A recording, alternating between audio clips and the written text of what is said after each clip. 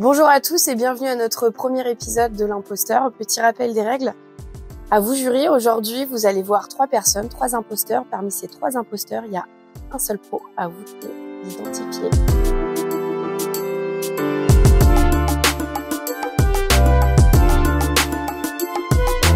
Nous accueillons notre premier imposteur. Bonjour. À vous de jouer les jurys. Bonjour. Donc enchantée, moi je m'appelle Julie, j'ai 25 ans et je suis freelance depuis 2 ans. D'accord. Tu travailles, tu fais quoi en freelance? Donc on me demande beaucoup par exemple des chartes graphiques, enfin tout ce qui est identité visuelle. Après il y a quelques besoins plus spécifiques, par exemple du motion design ou des vidéos, voilà. Tes clients se situent sur Caen? Oui, du coup, mes relations sont principalement à Caen, mais comme ça va du bouche à oreille, j'en ai aussi à Lisieux et à Bayeux, par exemple. D'accord. Tu travailles pour quel type d'entreprise en général? En général, ils viennent tout juste de commencer. Donc, par exemple, là, en ce moment, je travaille pour un de mes clients qui vient de se convertir dans la cuisine. Donc, je lui ai fait une identité visuelle. D'accord. Et du coup, une identité visuelle, ça correspond à quoi? Alors, une identité visuelle, c'est un ensemble d'éléments graphiques qui va nous permettre d'identifier la marque. Ok. Et t'as fait quoi comme étude justement pour permettre... Alors, moi, j'ai commencé avec un BTS communication que j'ai fait à Caen. Okay. Et après, je me suis orientée vers My Digital School. Donc, j'ai fait un bachelor création numérique et après... j'ai fait un master direction artistique. Ok. D'accord. T'as terminé quand tes études? Il y a 2 ans. Ok. Et t'as quel statut du coup aujourd'hui en tant qu'indépendante Donc moi j'ai ma micro-entreprise. D'accord. Ok. D'accord. Que My Digital School t'avait aidé à lancer à la base, parce que je sais qu'ils le font pour leurs étudiants ou... Ouais, c'est ça, j'ai commencé un peu en master. Donc en première année de master, on commence un peu... à placer l'idée et puis après je l'ai officialisé. Ok. Et Julie, t'es assez jeune, t'as 27 ans tu disais? 25. 25 pardon. Ouais. C'est pas trop dur du coup à gérer une micro-entreprise? Après comme tout freelance, faut être à fond dedans quoi. Ouais. T'es à l'aise avec ça? Ouais. Bah c'est un peu ma passion. D'accord. Et par exemple en tant que freelance, c'est quoi le plafond à pas trop dépasser en termes de chiffre d'affaires? Souvent ça c'est quelque chose de connu quand même. Pour les indépendants? Pas trop. Moi, j'avoue que niveau... «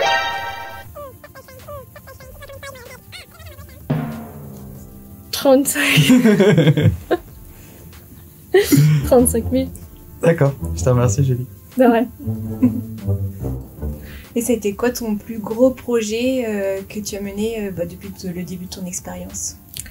Alors, du coup, je vous en ai parlé tout à l'heure. Donc, c'est mon ancien client donc, qui s'appelle Christophe. Et donc, c'était un ancien conducteur de bus. Et il s'est reconverti dans la cuisine parce que c'est vraiment un passionné.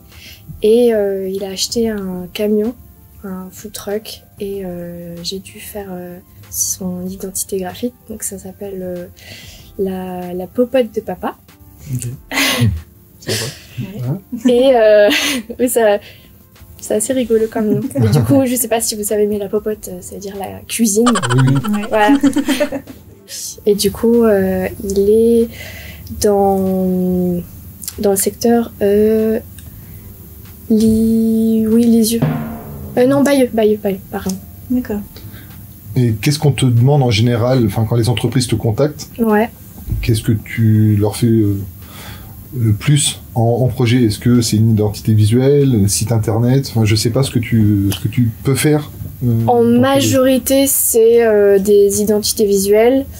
Après, comme j'ai dit, ça peut être plus spécifique. Par exemple, là, je vais bientôt faire un site internet pour une association. Je sais pas si vous connaissez, c'est sur Caen, c'est au bout du monde. 14. Ça te prend combien de temps pour créer soit une identité visuelle ou un site internet, là par exemple en l'occurrence pour l'association? Ça dépend s'il y a plusieurs besoins en même temps, mais site internet, le temps de faire la maquette, 3-4 semaines. Quand même. Avec Ok. forcément, il y a après validation. Oui, retour Du client, ouais. feedback, etc. Du coup, voilà, vient ma question, comment se déroule un entretien peut-être avec une entreprise pour qu'ils travaillent avec toi et comment se déroule le projet? Quels sont les processus Alors, souvent, c'est du bouche à oreille. Ou Ok. sinon, par LinkedIn, ça marche bien.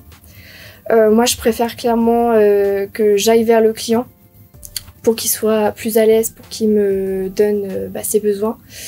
Et puis, sinon, les autres réunions que je peux avoir avec eux, je propose dans un café pour être un peu plus... Donc tu les Sur- rencontres, ils te donnent les besoins Mm. et ensuite... Ensuite, je travaille.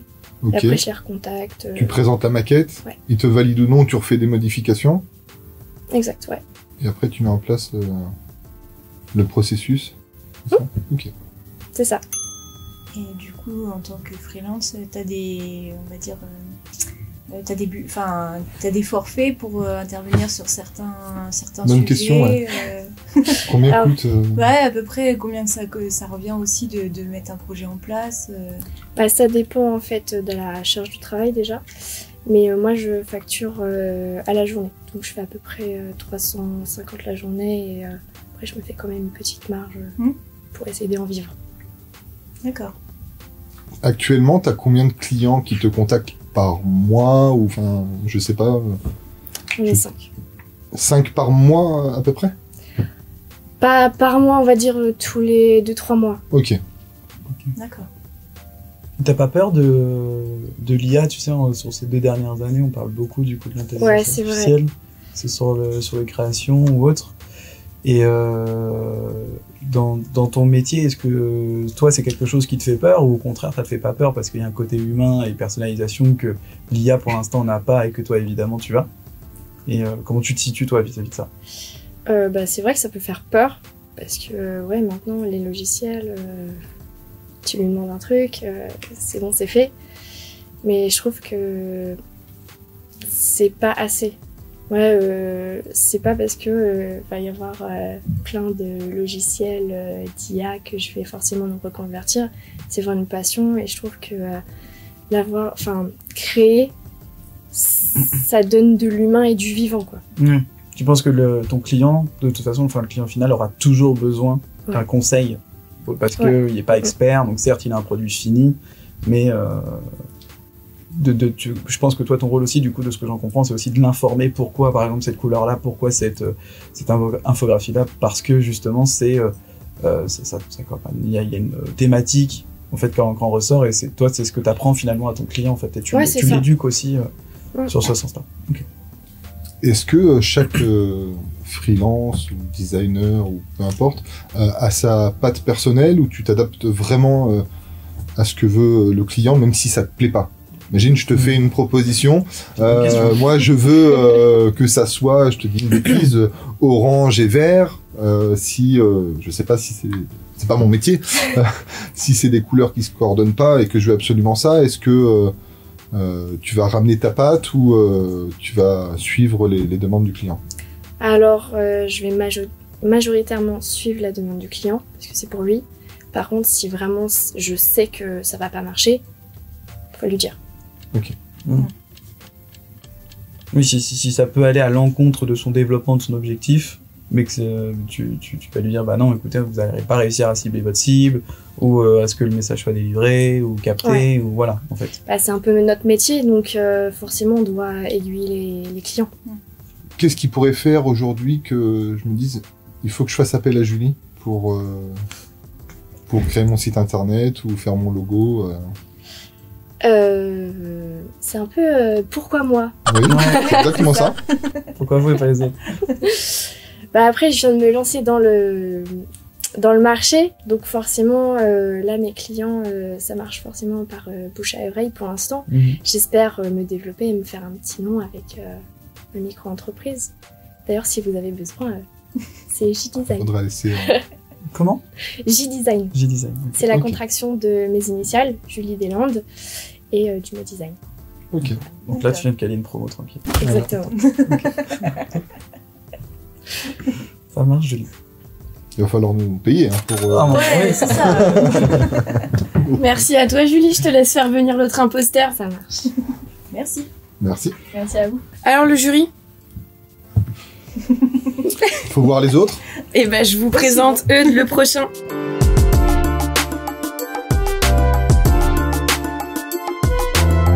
Bonjour. Bonjour Ed. Bonjour. Quelle chanson vas-tu nous interpréter aujourd'hui? Eh bah, je vais vous chanter. Non, bah voilà, je m'appelle Eudes de Ressancourt.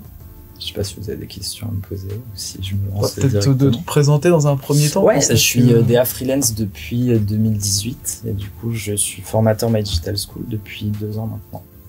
D'accord. D'accord. Donc professionnel pur. C'est mieux, tu vois. Ok. Depuis 2018. Tu travailles pour quel type d'entreprise en général? Je travaille pas mal, ça va vraiment dépendre. Je suis intervenu en agence, donc soit j'interviens en agence, soit je travaille en agence. Je suis passé aussi par de l'agence. Je suis intervenu en start-up et après les profils sont très variés quoi. C'est plutôt des petits clients parce que pour l'instant je reste surtout sur Caen et je travaille à côté. Enfin j'ai des activités hors design aussi, mais où mes capacités, enfin mes compétences en design m'aident aussi. Je suis dans l'événementiel, organisation d'événements de musique électronique. Et là, je suis en train de monter ma société en e-commerce. D'accord. Ok. Qu'est-ce qu'on te demande le plus Globalement, ça va être DA. Ça va être DA vraiment global. C'est soit motion design, web design, ça peut être graphisme. Enfin voilà, j'ai vraiment un panel de compétences assez étendu, dû aussi à mes études. Et donc, je peux intervenir vraiment sur tout type de demande de travail, quoi. Ok. Et du coup, c'est quoi ton parcours pour avoir... Alors, j'ai un bac. Alors, c'est compliqué. Donc, en gros, j'ai commencé par de la fac. Donc, j'ai 1 année d'art du spectacle, 1 année d'anglais. Donc là, c'était un peu en errance. Ensuite, j'ai fait un diplôme en publicité pendant 2 ans. Je suis parti faire une école de jeux vidéo à Namur, en Belgique. Je suis revenu en France et j'ai fait un bac +3 en design graphique. Et j'ai fini par un master 2 en art contemporain. Voilà. Après, j'avais envie de faire un doctorat en art, mais comme j'avais 28 ans, j'avais envie de... À un moment donné, commencer à travailler. Ouais, de commencer à travailler. Mais c'est vrai que j'aurais bien prolongé avec un doctorat en art. D'accord. Voilà. D'accord. J'aime beaucoup les études. Donc. Oui. Tu t'es cherché un petit peu parce que des voix... Ouais, je me suis beaucoup cherché. Après, je pense que justement, c'est ce qui fait aussi que je suis un bon directeur artistique aujourd'hui. C'est qu'en fait, j'ai pu voir différents milieux, prendre différentes compétences un peu à droite à gauche. Donc, forcément, enfin voilà. Pour moi, les qualités pour être un bon directeur artistique, c'est la curiosité globalement et aussi la culture. En fait, c'est de s'intéresser à plein de milieux, plein de choses et de pouvoir tirer des compétences et du savoir un peu partout. Ok. Ok. Voilà. Du coup, en tant que micro-entreprise indépendant, Micro en freelance, vraiment. pas trop difficile la crise sanitaire pour les Si, un revenus peu. Alors, j'étais en agence à ce moment-là. Je suis rentré en agence genre 1 semaine avant D'accord. Ok. le début du Covid. Donc à ce moment-là, ça allait. Après, oui, bah globalement, même là avec les IA et tout, on commence à voir que forcément le niveau d'activité chute un peu. Après, j'ai la chance justement là je viens de monter ma SAS du coup, donc en e-commerce, donc dans quelque chose qui a rien à voir, mais dans lequel je peux toujours faire du design. Je fais de l'organisation d'événements aussi. Enfin voilà, je fais de la musique, donc j'ai plein d'activités un peu à droite à gauche. Je peux faire un peu de free. Et du coup, je donne cours à My Digital School et à Brassard aussi. C'est quoi les charges patronales en SAS? Les charges patronales en SAS, Plus alors important, ça va c'est être, verser des les charges dividendes, patronales, ou je ça, crois ça que, donc, faudrait que je revoie avec ma comptable. En gros, il me semble qu'il y a l'impôt sur les sociétés, donc qui doit être de 15% de mémoire. Et ensuite, du coup, nous, on part du principe donc sur les dividendes et je crois que c'est 25%, un truc comme ça. C'est plus intéressant de se verser un salaire en SAS ou Non. Alors, Ou l'avantage, les c'est qu'en fait, donc, on est à 2 à avoir monté ça. Donc, je ne D'accord. pouvais pas faire de SASU. Et donc, nous, en fait, l'idée, c'est comme on a tous les deux une activité à côté, en fait, ça nous permet la première année de pas être obligé de se payer. Et donc, soit de prendre des dividendes, soit directement de tout réinvestir et de pouvoir faire grossir le business. C'est aussi pour ça qu'on a choisi ce type de société-là. Pour l'instant, on n'a pas besoin de ce salarié. Ok. Voilà. Fait assez pro quand même un petit peu. Ouais, Kali. Ou alors il joue très très bien. Et justement, toi, Eudes, tu parlais de l'IA et d'une perdition de poussée de vitesse. Ouais. Qu'est-ce que toi, tu vas pouvoir proposer justement à une entreprise pour la rassurer vis-à-vis de ça et comment tu vas te démarquer d'elle? Je sais pas, après moi, alors j'ai une vision qui va pas forcément être... je pars du principe que de toute façon, c'est, comment dire, les IA vont à terme remplacer un peu tous ces métiers-là. Ce serait un peu idiot de penser que ça va pas être le cas. j'essaye de voir ça un peu comme, je pense, quand l'avion a été créé, que les gens étaient là, non, mais à mon avis, le train, c'est encore bien. Ou justement, quand on est passé du graphisme traditionnel au graphisme assisté par ordinateur. Par contre, je pense que dans tout ce qui est justement relations humaines, enfin, en fait, le temps que les IA se développent, il va quand même y avoir encore un peu de place, je pense, pour les designers humains. Et je pars aussi du principe, en fait, que ce sont aussi des outils. Enfin, donc, c'est aussi, en fait, il y a des nouveaux métiers qui vont se créer avec des créateurs de prompts, etc., etc. Mais c'est certain que d'ici quelques années, même là, quand on voit la différence entre les vidéos générées par IA en un an, là, ils sont quasiment à du rendu photoréaliste. Donc, c'est vrai que voilà, c'est des choses qui vont forcément venir bouleverser nos métiers et qui viennent aussi bouleverser forcément par les tarifs, quoi. C'est-à-dire que pour un client, je veux dire, il paye une IA 40 balles par mois, il peut générer des visuels, donc c'est là aussi. Après, c'est vrai que voilà, il y a aussi le côté où maintenant, encore aujourd'hui, les visuels en IA, je trouve que c'est facilement identifiable. Donc du coup, voilà, il y a aussi l'apport, justement, même au niveau de l'ADA. Pour l'instant, une machine n'est pas capable vraiment de donner de l'ADA, en fait. Elle peut donner de l'ADA que via des prompts et tout. Donc voilà. Mais c'est des nouveaux outils. Moi, je suis pas du tout même par rapport à mes étudiants, pas tout le temps la vie des écoles, mais moi, je leur dis au contraire, utiliser les IA, essayer de comprendre que c'est un outil, qu'on peut pas l'utiliser n'importe comment, etc., etc. Mais je pars du principe que j'essaie de former des professionnels qui sont peut-être dans le monde du travail dans 3-4 ans et que ils doivent être quand même un peu au courant de ces outils-là, de savoir les utiliser et tout. Parce que c'est sinon, ça, surtout. Et puis on va avoir le choix de faire avec. Je pense pas. Voilà. Combien Pour coûte moi, ça va. Une prestation de EUD, justement. Alors là, ça va dépendre. Ça va vraiment dépendre. Ça dépend. Moi, je calcule donc à la journée au temps de travail. Après, ça dépend aussi de mon client. Je vais pas facturer pareil si je travaille pour une grosse entreprise que pour un petit client. Souvent, les petits clients, j'essaie de m'arranger. Ça a vraiment varié, en fait. Généralement, je suis entre 350 et 450 euros la journée. Et après, donc, j'essaie d'estimer mon temps. Je négocie un peu avec le client. Des fois, le client rogne un peu plus. Alors, je lui dis, attention, ça va coûter plus. Puis après, ils sont pas contents parce que ça va coûter plus. Enfin, voilà. Mais après, globalement, j'essaie aussi de m'arranger des fois avec mes clients, de leur dire, voilà. Ils ont pas forcément les moyens, donc je trouve des techniques pour pouvoir travailler plus rapidement, ou je leur offre un jour parce que c'est des gens que je connais. Enfin, voilà. Ou que ça s'inscrit dans le long terme. De toute façon, c'est très variable. C'est assez variable. C'est pour ça que je suis content aussi aujourd'hui d'avoir les cours. Ça me permet d'avoir une rentrée d'argent et de travailler justement sur ma société à moi en parallèle, quoi. Mais du coup, c'est pas trop dur de mixer toutes ces activités. C'est très fatigant. Là, c'est très très fatigant. J'avoue que donc j'ai dû aussi, parce que donc j'ai fait une fin des études en art contemporain. Donc j'ai aussi des projets artistiques à côté que j'essaye de développer. Donc là, entre l'organisation d'événements, enfin le fait d'aller dans des rendez-vous, dans des boîtes de nuit, de travailler ensuite l'ADA des événements, la communication, etc., de donner des cours dans des écoles, de passer un peu de freelance et de travailler sur ma société. La société en plus qui est dans le e-commerce, mais qui est aussi dans le streaming et un peu dans le monde de l'influence. Ça fait des semaines qui sont bien remplies. Donc là, voilà. Petites vacances, bientôt, je pense que ça me ferait du dur. Mais après, j'aime bien justement, sur ce côté un peu profil DA, il y a l'idée aussi de faire plein de trucs et tout ça. Enfin, voilà. Je me plains pas de la vie que j'ai parce que je pense que je fais plein de trucs et c'est ce qui m'intéresse, quoi. Je fais de la com, je fais de la compta, je fais de la DA, je fais de la vidéo. Plutôt cool, quoi. Donc, si tu donnes des cours chez My Digital School, qu'est-ce que l'école peut apporter aux élèves? Je pense que la formation, My Digital School, il y a quand même, je pense que le panel des compétences est quand même assez développé au niveau de ce que les étudiants peuvent apprendre.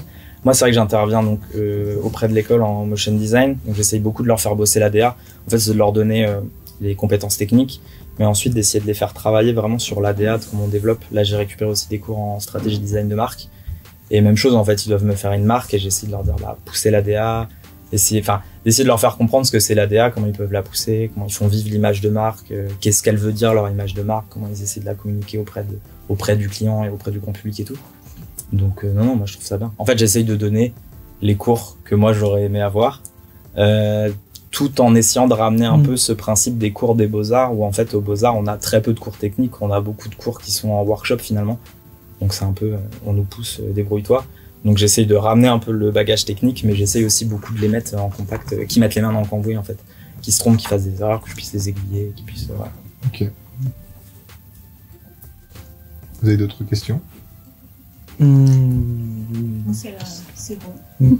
Super, merci. Pas de Je souci. te laisse appeler l'autre Pas de imposteur. problème. Merci. J'ai fait 9 ans de théâtre.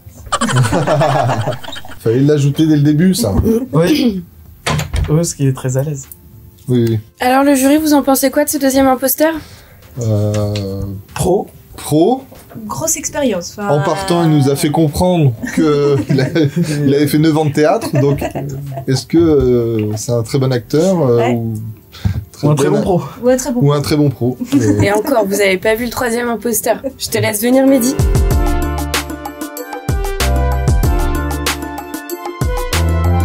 Bonjour. Bonjour. Enchanté. Jean-Mehdi, que fais-tu dans la vie? Alors, je suis designer, graphiste principalement. Ok. Dans une entreprise? Non, en freelance. En D'accord. freelance depuis un petit temps maintenant, quand même. Combien de temps? 4 ans, précisément. Ok. Ok. Donc t'as déjà d'expérience, t'as déjà pas mal de clients, je suppose? Ouais, oui, j'en ai eu pas mal. Surtout, principalement, moi, j'essaie de me diriger vers le secteur de la musique. Donc, principalement dans la musique, des petits labels, des petits rappeurs par-ci par-là. Donc, ça va être des covers d'albums, des choses comme ça. Ok. Donc on te demande de faire des covers des albums? Exactement, ouais. Donc, on me contacte principalement via mon compte Instagram, etc. Et on vient me demander justement des covers d'albums ou des affiches pour des soirées, des choses comme ça. Ok. Tes clients, du coup, se situent où en général?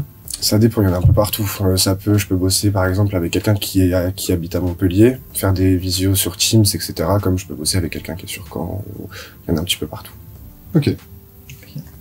Et du coup, comment alors t'as dit que tu te faisais contacter par Instagram, mais comment t'arrives à te faire connaître Les réseaux. Principalement Ouais. les réseaux, en fait, j'ai un principe, c'est que j'essaie de mettre en avant mes réalisations justement par Instagram. Donc ça va être des stories, choses comme ça. Et en fait, le bouche à l'oreille après fait le travail tout seul en fait. Donc vu que c'est un milieu qui est quand même assez niche, tout le monde parle, tout le monde se connaît plus ou moins. Donc en fait, ah tiens, j'ai un graphiste par-ci par-là. Du coup, il m'appelle, il m'envoie un message directement sur mon compte et puis après on échange. Ok. Tu as fait quoi du coup comme étude, Mehdi, pour arriver à faire tout ce que tu Je fais? suis un ancien élève d'ici. Donc j'ai fait mes 5 ans d'études ici pour ensuite me lancer en freelance. Ok. Je me suis lancé en freelance à peu près quand j'étais dans ma 3e année d'études, 2e. D'accord. Ah, avant de terminer tes études? Ouais, je m'étais déjà en lancé en freelance. En fait, parce que j'avais déjà le but depuis le début de mes études, en fait, de partir en freelance directement après. Donc je m'étais dit que c'était pas mal de profiter du réseau que l'école pouvait m'apporter pour justement derrière constituer, commencer à avoir un petit peu de clientèle et pas me retrouver sans rien en fait à la sortie de mes études, quoi. Ok. Et du coup, c'est quelle formation que t'as fait chez My Digital? Alors je suis arrivé dès la B1 moi. Donc j'ai fait une formation initiale de base. Ensuite j'ai fait B3 créa numérique et je me suis spécialisé en DA après. Donc après pour piloter, etc. Parce que je travaille quand même avec d'autres. Dans l'événementiel, on n'est pas né qu'à voir du graphisme, on va avoir des vidéastes, on va avoir un petit peu de tout. Donc oui, je suis amené à bosser avec un petit peu de tout, donc coordonner. Coordonner, pardon. Donc voilà. C'est quoi les freins que tu rencontres le plus avec tes clients en ce moment sur quoi vous pouvez ne pas être d'accord, sur quoi ça peut compliquer finalement la signature d'un contrat? Ce qui est très compliqué aujourd'hui, c'est les prix. Parce qu'en fait, il y a énormément de personnes qui cassent les prix. Ce qui fait qu'on se retrouve en fait avec des clients qui vont demander énormément pour très peu. Donc ce qui va être dur en fait, c'est trouver les bons arguments, expliquer pourquoi toi tu coûtes plus cher que l'autre qui lui a proposé par exemple une affiche pour 50 €. Ça c'est quelque chose qui revient quand même relativement souvent. Ou alors c'est des gens qui demandent des prestations gratuites sous prétexte qu'ils commencent ou choses comme ça, quoi. Donc ça c'est la problématique la plus récurrente que je peux retrouver. Ou alors le manque de communication, les clients pas trop motivés qui se disent je vous donne ça, faites ce que vous voulez avec. Moi je m'y connais pas, par contre je saurais vous dire si c'est mal. Oui, mais du coup c'est compliqué de travailler de cette façon. Et l'école My Digital School, elle vous a appris à vous affirmer justement dans votre positionnement de prix. Ouais, tout à fait. De pas avoir peur, de dire non mais ça en fait ça a une valeur, ça va vous permettre de plus tard. C'est exactement. En fait j'ai profité du réseau. C'est vrai qu'on a quand même de très bons formateurs, donc avec qui on peut échanger assez facilement, qui sont assez quand même disponibles. Donc du coup l'avantage c'est qu'avec ça, moi je leur posais pas mal de questions, que ça soit sur mes contrats, sur comment faire un devis, etc. Donc du coup c'est des questions que j'ai posées aussi, comment défendre mes arguments, mon point de vue, etc. Et on l'a appris tout simplement. Après on m'a dit oui tu fais telle façon. J'ai essayé plusieurs façons, j'ai trouvé celle qui me correspondait le mieux. Et maintenant je procède comme ça. Et du coup tu dis que tu travailles beaucoup avec des gens sur toute la France pour la partie prise de photos, tout ça, parce que souvent les pochettes d'albums... Alors ça dépend. En fait les pochettes d'albums ça peut être des pochettes d'albums où il n'y a pas forcément de photos dessus. Okay. En fait il y a un petit peu de tout, ça peut être, je peux faire de l'Illustrator comme je peux faire du Photoshop. En l'occurrence quand c'est des personnes en fait qui veulent leurs photos dessus, S'ils sont trop loin, je vais pas me déplacer. Soit on fait intervenir un prestataire qui est directement sur place, donc ça prend le rang de devis, on fait intervenir un autre prestataire. Soit il m'envoie directement, là, en fait, sa photo à lui, il se débrouille, il fait sa photo, moi je la retouche, je le renvoie, on fait les validations, puis après voilà. Et t'as combien de clients par mois? Parce que ça a l'air d'être un métier de niche quand même. Ouais, c'est pas mal un métier de niche. En fait, j'ai un client surtout très récurrent, la Belle Seven à Caen, qui me permet en fait de faire pas mal de soirées, donc des affiches de soirées. Là, notamment pour le Skull Festival, on est en préparation d'un hall, etc. Donc ouais, il y a pas mal de petits projets qui se font à droite à gauche. Et en client, sinon, je sais pas, je dirais, ça peut m'arriver d'en avoir 4 en un mois, comme ça je peux en avoir un seul le mois d'après, quoi. Un seul, mais avec qui je vais bosser sur tout le mois. Okay. Donc vraiment, c'est très très très variable. Et t'arrives à en vivre actuellement? C'est un peu compliqué parce que forcément c'est les débuts, c'est les prémices, mais oui, pour l'instant, oui, j'ai pas à me plaindre plus que ça. Je suis pas non plus dans la précarité, donc oui, j'arrive à me débrouiller quand même. Combien coûte une prestation pour faire une pochette d'album? Demain, je me mets dans la chanson, tu vois. C'est vraiment la demande, je pense. Je pense que c'est vraiment la demande. Tout dépend en fait de la quantité de travail et de ce que je vais estimer en fait que ça va me prendre en temps. Donc déjà, on part sur un minima d'au moins 350 la journée. Et ensuite, j'adapte en fonction de la demande. Si la pochette d'album, j'estime qu'elle va me prendre 15 heures à faire, parce que c'est quelque chose de très compliqué, où je vais devoir vraiment m'y mettre, faire du pixel pré-limite. Là, oui, je vais chiffrer, effectivement. Après, en fait, tout dépend de la demande. J'évalue, justement, en fait, il y a vraiment un gros temps d'échange avec le client, où j'essaie d'être sûr de bien comprendre sa demande à 100%. Et une fois seulement que j'ai justement cette demande-là, après, je lui envoie le devis, on en discute. Ok. Et une question, du coup, si tu estimes, par exemple, à 15 heures de travail, tu fais, t'arrives à 15 heures à sortir une belle affiche, et que le client te demande des modifications. Tu refactures? Comment ça se passe? C'est stipulé dans le contrat. Il y a le droit jusqu'à 3 retours maximum. Au-delà, je facture. Parce qu'il y a un moment, j'ai eu cette problématique, justement, au début, on parlait des problématiques tout à l'heure. C'est que oui, le client, en fait, j'avais pas fait ces clauses de contrat-là. Ce qui fait que je me retrouvais avec des clients, en fait, qui me demandaient 1, 2, 3, 4, 5 allers-retours. Sauf que moi, tout timide au début, forcément, j'arrive dans le milieu, j'étais incapable de m'imposer et de leur dire non, c'est comme ça, c'est pas autrement. Donc oui, effectivement, du coup, je me suis protégé vis-à-vis de ça, c'est bien stipulé dans le contrat. Et puis s'ils sont pas contents, je leur envoie par mail ce que c'est stipulé dans le contrat, en fait, tout simplement. Okay. Peu importe la durée que ça te prend. Peu importe la durée que ça prend. D'accord. Ah, ça c'est pareil, ça dépend du coup. Par exemple, s'il me demande tout, je referai pas tout. Par exemple, si ça lui plaît pas, alors qu'il m'a envoyé une validation juste avant, etc., je vais pas m'amuser à tout refaire. Si elle veut que je refasse tout, là oui, par contre, je vais chiffrer par contre. Donc, parce que toi, derrière, l'objectif, c'est quand même de pouvoir réussir à continuer avec lui.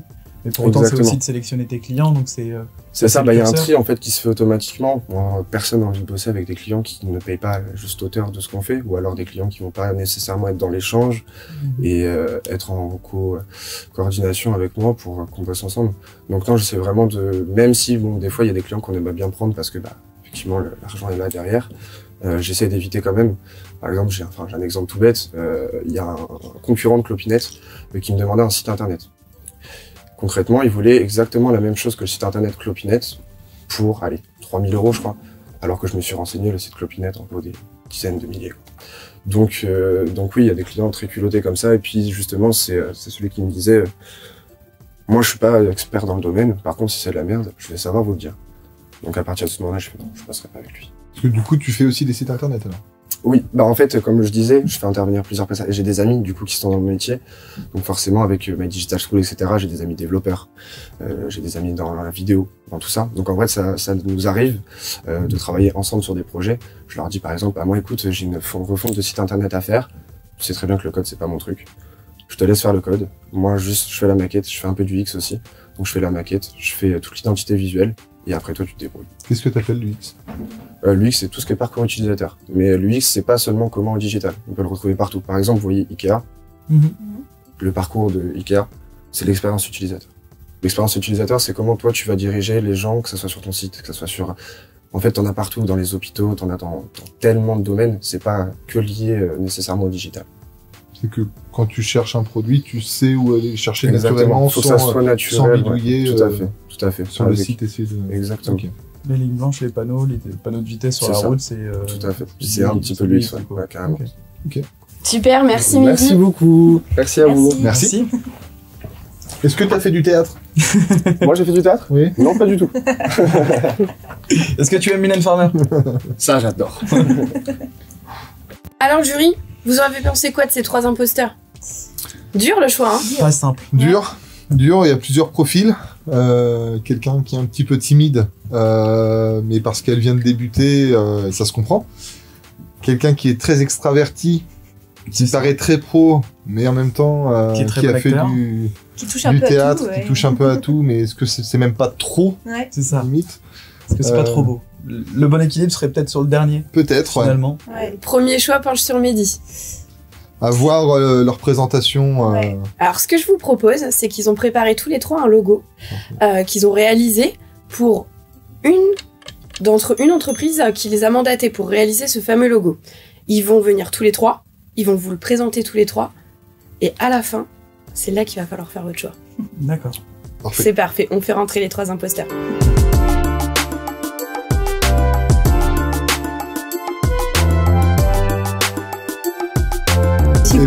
Si vous pouvez nous présenter. Ouais. Peut-être le faire un par un. Ouais, je pense. Ouais. Allez. Alors Julie. Donc moi je vous présente un logo que j'ai fait cette année. Donc ça s'appelle Pause Café. Donc ça a été pour un de mes clients sur Rouen, donc, qui a ouvert son propre café. Ok. Pourquoi t'as écrit 2 fois Pause Café? Le logo, c'est l'ensemble ou Le premier logo c'est celui-là. Ok. Et puis en fait j'ai fait celui-là pour vous donner un exemple par... Incorporation. Ouais, c'est ça. En Ok. fait, nous, dans notre métier, il faut qu'on fasse différents logos pour qu'on l'intègre, par exemple, sur une image. Ou, Ok, donc, il y d'accord. aura forcément des couleurs différentes. On s'adapte. D'accord. Voilà. Et ce travail, du coup, t'as demandé combien de temps? Alors, celui-là, il m'a donné pas mal de temps parce que j'ai dû le refaire. D'accord. Donc, le premier logo ne lui plaisait pas. Donc, ça m'a tenu 4 semaines. D'accord. Ok. Bon, avec en plus forcément. Oui, tous les rendez-vous, Ouais. les retours clients, pas que 4 semaines de prod. Bah du coup là c'est qu'un logo, mais il y a eu l'identité graphique en elle-même. D'accord. Ok. Ok. Mehdi. Oula, c'est pas moi. Ah, donc moi j'ai retrouvé que la version noire et blanche malheureusement. Donc vous voulez Est-ce que tu peut-être peux le pencher un le tout petit contexte. peu Ah oui, non, c'est Ok. Merci. jusqu'à la version noire et blanche. Vous voulez peut-être le contexte. Ouais. Oui. Donc du coup, je vous disais tout à l'heure que je travaillais seulement dans la musique, enfin beaucoup dans la musique, mais il n'y a pas que ça, donc il y a d'autres clients forcément qui sont amenés à nous contacter. Donc là en l'occurrence c'était pour un influenceur dans le sport qui souhaitait faire sa marque de vêtements. Donc il s'appelle, son compte Instagram c'est Hope Motivation. Donc là vous retrouvez le H et le M derrière. Ouais. Et en fait il voulait absolument un écusson rond autour. Donc forcément on respecte la demande client. Ok. Ok. Il est fan de voiture, cet ami, ou pas? Non, il n'y a pas de voiture dessinée, mais ça me fait penser à un logo MG. MG, ouais. Ouais. Ah oui, MG oui, Motors, c'est vrai ouais. qu'il y a un petit truc. Ouais, justement, il m'avait envoyé en fait un moodboard, vite fait, il m'a envoyé quelques photos, quoi. Des trucs qu'il aime bien, etc. Un truc qu'il aimait bien, etc. Et il y avait ça de mon t-shirt qui était ressorti, justement. Ok. Et il y avait le logo, oui, MG, et d'autres logos dans ce style-là, en fait, qui étaient très ronds, avec des formes et les lettres, etc. comme ça. Donc voilà. J'ai la même question que Julie, du coup, ce travail-là, toi, t'as pris combien de temps, Mehdi? Avec les échanges, etc. ou hors échange Bah, les deux. Avec les échanges, vu qu'il y en a eu beaucoup, que c'était quelqu'un qui est pas mal pris quand même, je pense j'en ai pour 2 bons mois, facile. 2 bons mois, et après je travaillais dessus. En fait, ce qui prend le plus de temps, souvent, c'est la recherche. C'est Ouais. pas tellement en fait le fait de construire le logo, c'est vraiment la recherche et les croquis qu'on va faire avant. Enfin, même moi perso, je travaille avec des croquis. Mais sinon, grosso modo, je pense que le logo en lui-même a pris 3 heures, 4 heures. Ok. D'accord. Une fois que tout, bien Ouais, sûr, que le tout travail est en amont est validé. effectué, Tout le etc., calibrage, en les fait. croquis, tout ça. Ok. Donc, voilà. Merci, Mehdi. Alors moi c'est pour un e-commerce en Pokémon. Donc en gros l'idée, alors il y en avait plusieurs. Donc à l'origine il y avait eu un logo qui avait été généré en IA. Donc je suis venu retravailler ça. J'avais envie, donc c'est une typographie que j'ai créée en me basant justement sur des caractères japonais. En fait ce que j'avais envie c'est qu'on puisse lire le côté Pokécan, mais que ça puisse aussi rappeler les caractères japonais. Il y a la sous-titre Pokécan, un peu comme ça se fait justement en japonais. En fait, ils mettent toujours le sous-titre un peu européen avec. Et je me suis basé sur un style de design qui s'appelle le Y2K, je sais pas si vous voyez. C'est des styles un peu... Pardon.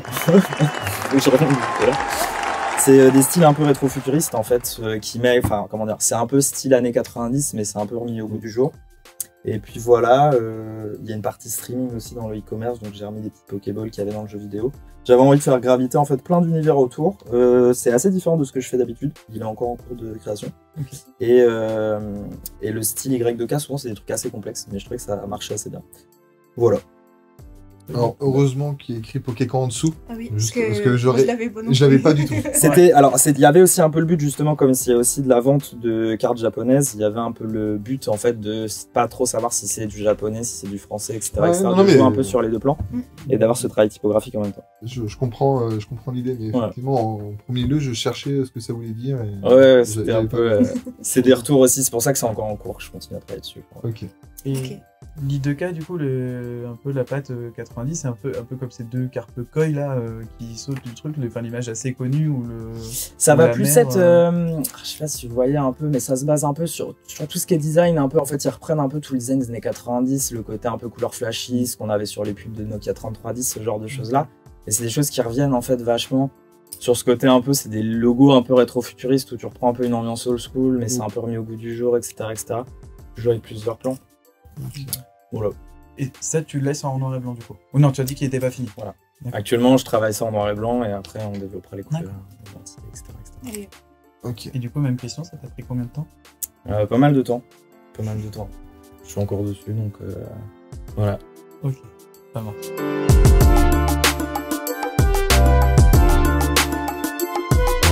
Alors le jury, est-ce que vous avez fait votre choix? Numéro d'âme? Oui. Du coup, je donne mon petit nom. C'est ça. Tu penses qui est le professionnel? Le professionnel, parmi les trois, pour moi, c'est Mehdi. Alexandre? Moi, j'aurais dit Mehdi aussi, parce que le côté théâtre m'a amené à me dire que ça jouait peut-être un rôle, donc je serais plus parti sur Mehdi. Moi, j'avais un petit doute sur Eudes, à la base, mais j'ai moins été convaincu par le logo. Je suis désolé, hein, après, si t'es professionnel, c'est pas une critique, mais je trouve que dans une identité visuelle, il faut qu'on arrive à repérer la marque, et je suis moins convaincu. Le design est beau, et du coup, je pense que j'ai un petit faible aussi pour Mehdi, en disant qu'il peut être professionnel, et pareil qu'Alexandre, la partie théâtre, je me dis peut-être très bon improvisateur, parce que très à l'aise, on voit que c'est la seule personne à être... Il occupe l'espace. Voilà, il occupe bien l'espace et tout, donc... En avant, hein. Et ben je vais demander au pro de s'avancer du coup, le vrai pro. Ok, voilà. Désolé. Que du théâtre. Non, voilà, pas de soucis. Désolé. Pas de soucis. En vrai, le côté théâtre, justement, c'est parce que j'avais envie aussi un peu de vous piéger avec ça. Et le logo, pareil, en fait, je voulais pas choisir un logo trop simple, je voulais prendre un truc qui avait en cours aussi pour justement... Ok, non mais désolé, voilà. Je veux pas... Pas de soucis. Bah, chapeau. Bah, bravo. Ouais, bah, en tout cas, bravo à tout le monde, parce que bravo. tout était propre. Super, et bien merci à vous tous d'avoir participé à ce petit jeu et on se retrouve pour un prochain épisode. Avec grand plaisir. Merci. Merci.